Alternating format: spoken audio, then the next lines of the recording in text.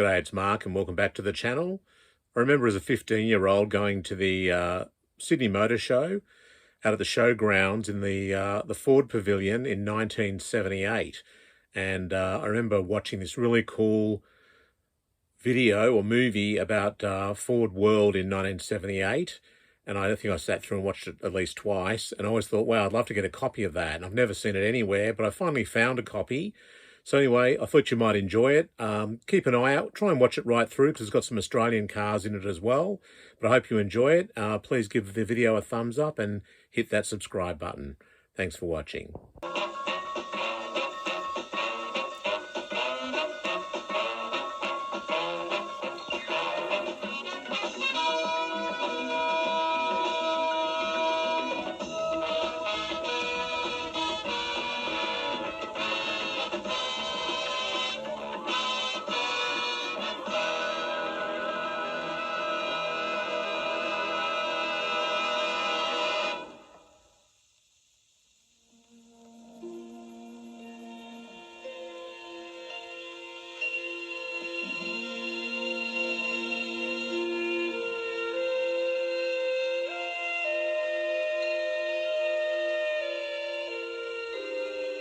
It was Henry Ford's early conviction that the motor car would one day replace the traditional horse and carriage as everyone's personal means of transport.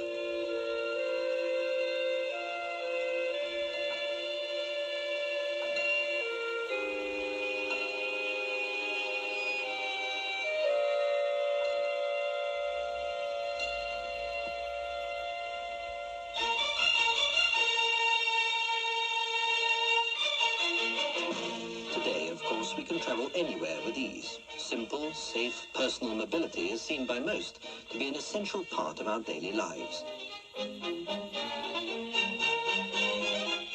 It's true to say that, in one way or another, few lives have remained untouched by the world of Ford.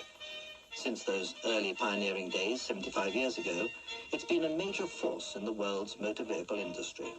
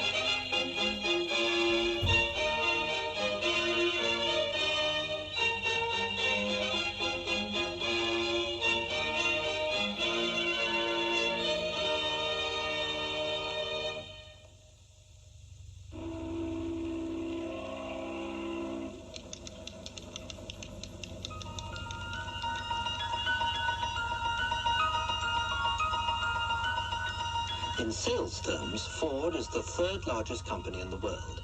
It employs 480,000 people in over 100 countries and builds over 5 million cars, trucks and tractors every year.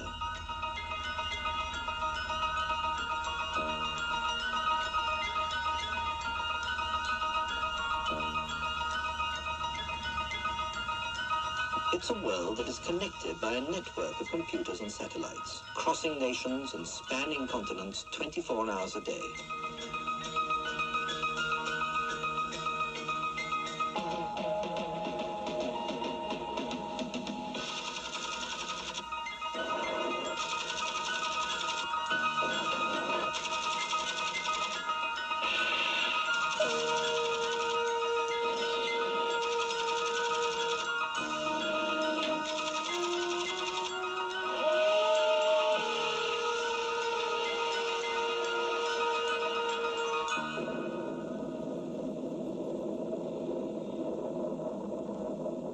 mining explosion rocks a northern Minnesota landscape to obtain the raw materials needed to begin a new day's production cycle.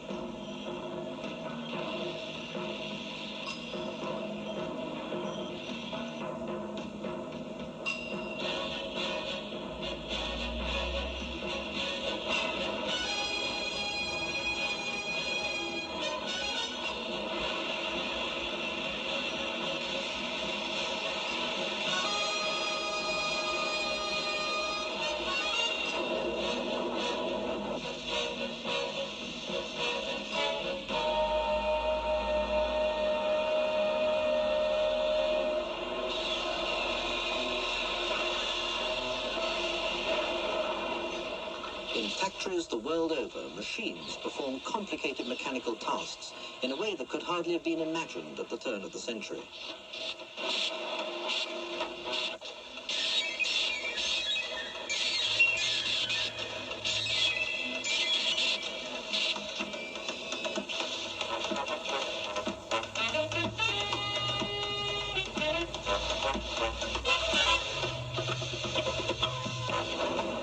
The Ford Motor Company has car, truck and tractor manufacturing operations in 15 countries, with assembly plants in 7 others.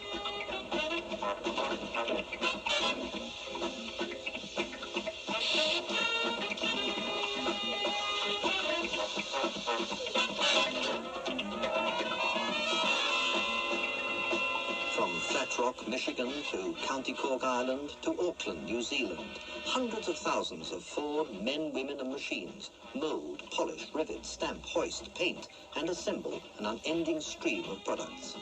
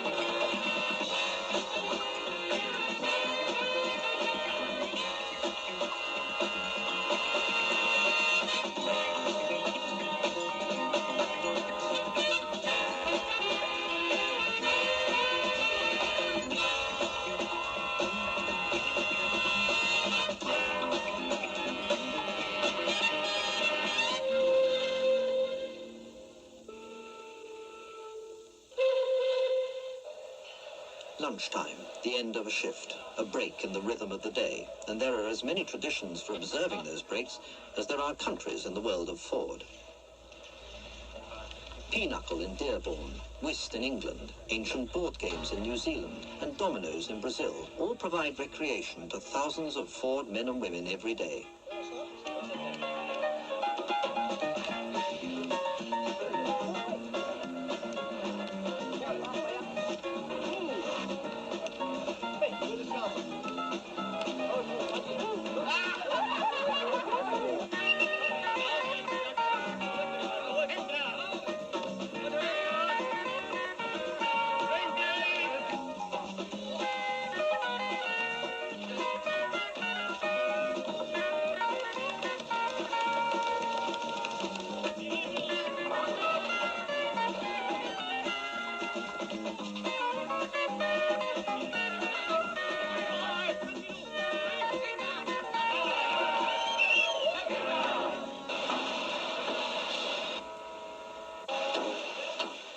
For 3/4 of a century, thousands of motor vehicles of all shapes and sizes have been assembled each day in hundreds of Ford manufacturing sites throughout the world.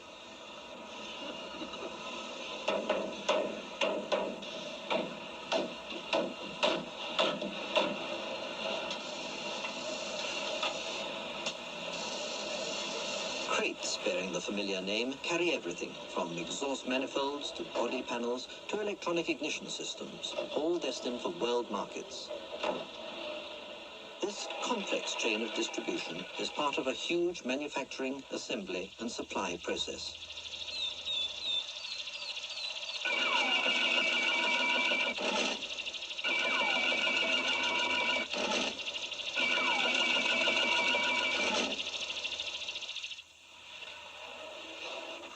Tens of thousands of parts gradually take the shape of cars, trucks, vans and tractors, all destined for markets throughout the world. A saloon car for a doctor in France. A tractor for a farmer in Canada. An estate car for a school in California to meet an unending demand from a world on wheels.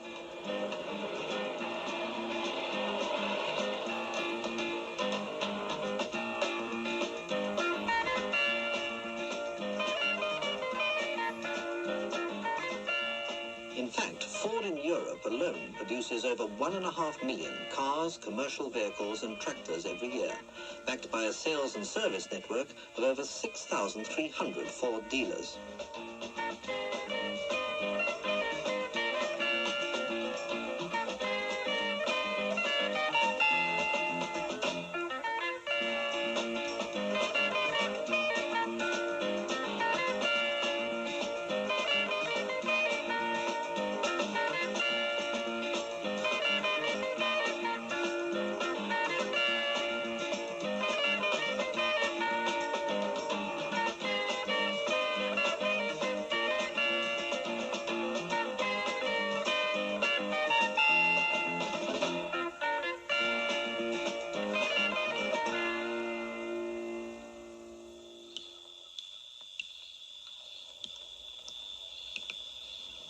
On a Malaysian rubber plantation, a Ford Transit van serves as a mobile bank for workers far from the nearest village.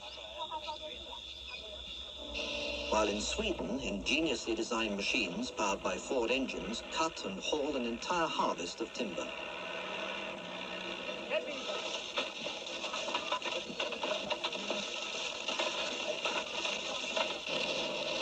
Halfway around the world, in Brazil, a sugarcane crop that used to take weeks to harvest is now completed in hours with Ford trucks and tractors.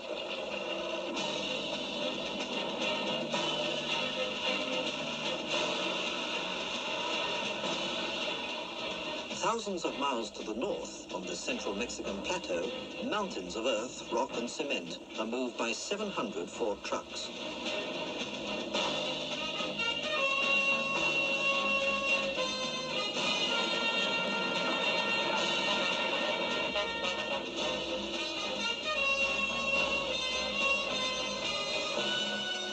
In this rugged land, a spectacular engineering project is underway, as man and machine together build the fourth largest dam in the world.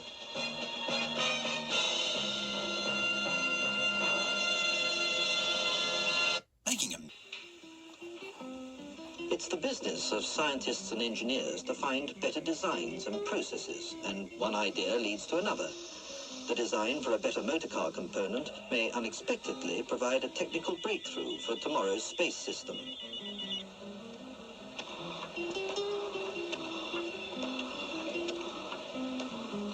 In the styling studio, attractive car designs are achieved by combining inspiration with the need to be practical.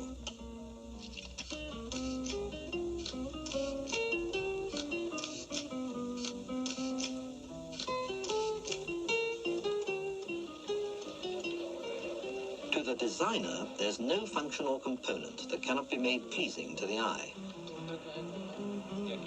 That point is 1252 down.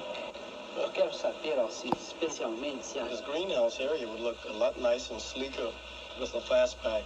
If we go into the fastback, I think it's going to start looking like a 2+2.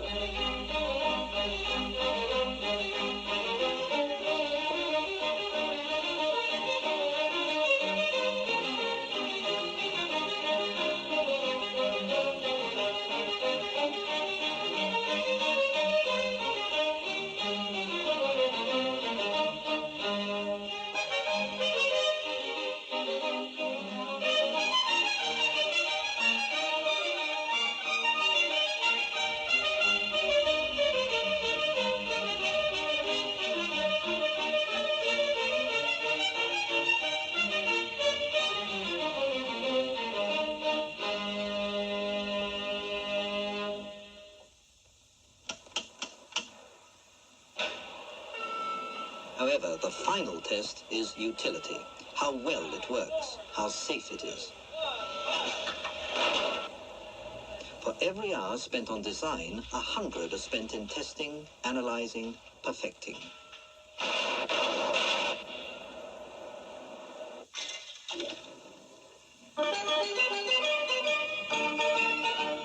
To check performance and quality, laboratories become make-believe worlds for the endless testing of component parts.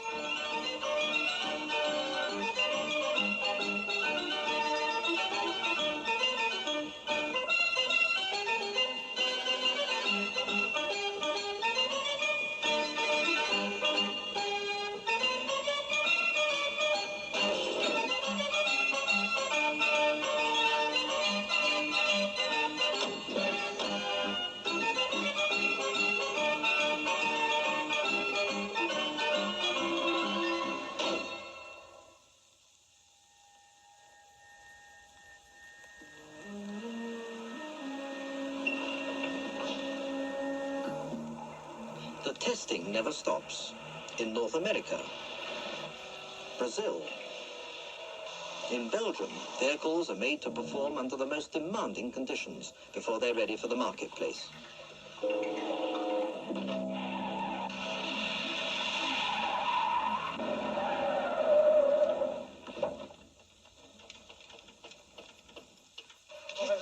Only when a car or truck is pushed to its limits can engineers fully measure its strengths and its weaknesses. Engine, transmission, brakes, suspension, carburation and steering. The components must all work together.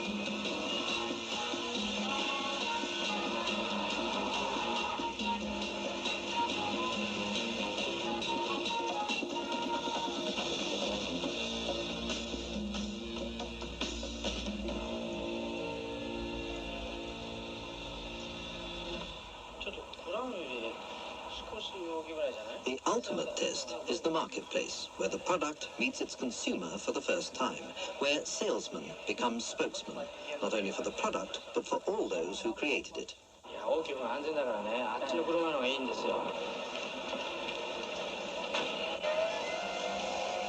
I think the truck that we should be discussing is an F-250.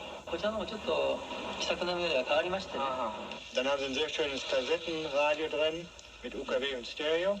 Y la radio ya viene en el auto.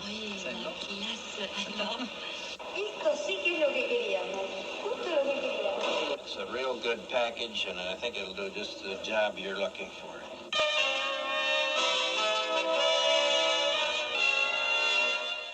We're dropping the 78 Ford pickup in a free fall.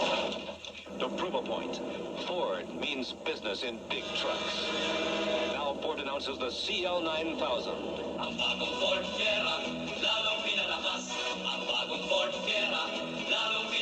Punta de un cerro, el pick-up Ford F-100. Mustang, an exciting way to get from where you are to where you want to be. Some things are designed for the way they move. Feeling free, my freewheeling Ford is TNT. Today, the average family has 2.2 children. The Escort can comfortably carry 4.2 people. This year, when you step out on the town, don't just drive. Take off in the 1978 Thunderbird. The new designer series of Continental Mark V. It's a mark of tradition. European spirit, Ford Cortina. When America needs a better idea, Ford puts it on wheels. Ahí está Ford.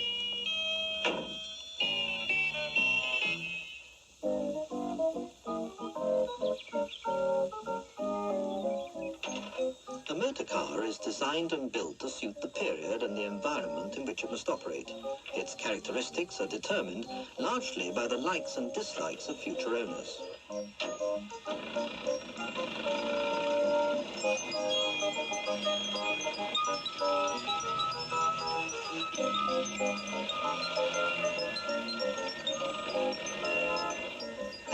Model T of yesterday to the Fiesta of today, Ford has always built a car to suit the time.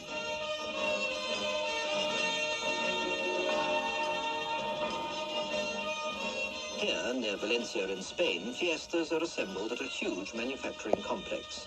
Dagenham in England and Saarlouis in Germany also produce them, while many other European locations provide components. But Ford's concerns range far beyond its factories and its products. In remote areas of Latin America, in Argentina, and on the plains of Mexico, Ford and its dealers are building schools where none existed before. For some families, it'll be the first generation of literacy.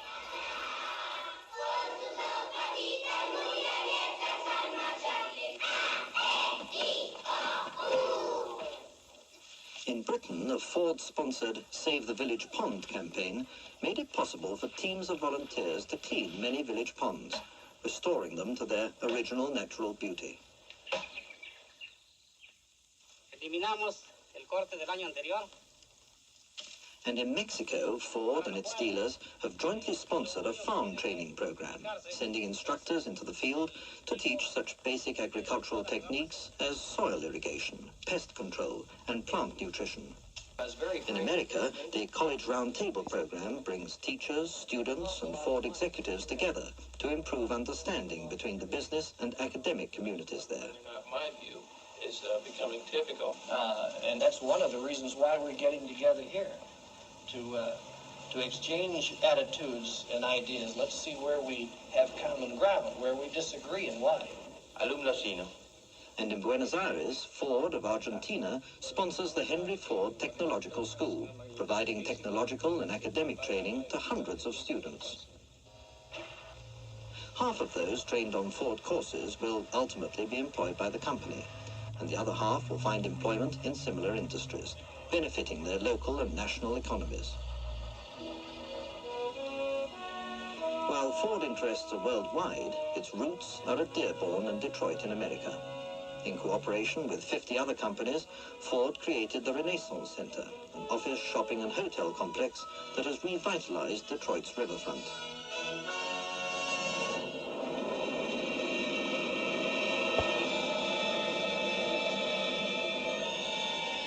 Far from major roads and motorways, thousands of miles in space, Ford satellites provide vital links in worldwide communications, relaying messages and beaming down weather information. There are, in fact, more Ford-built communications satellites than those of any other private enterprise.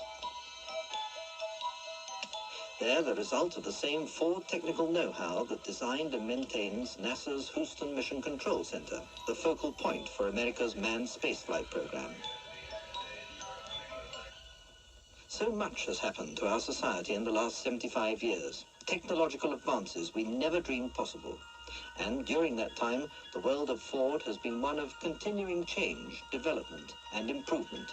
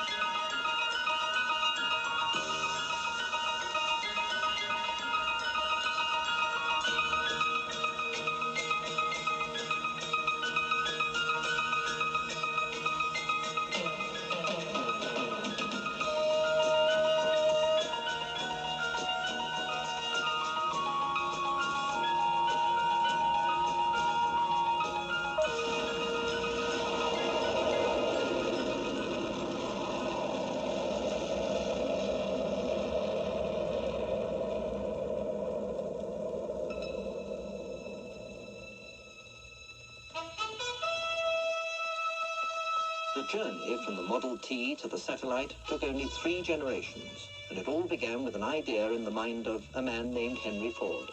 An idea that evolved into a worldwide enterprise that has provided products, employment, and a way of life for millions of people. It's a story that is still evolving as the Ford Motor Company and its nearly 500,000 employees develop new designs, new materials, and new products to meet the needs of a constantly changing world.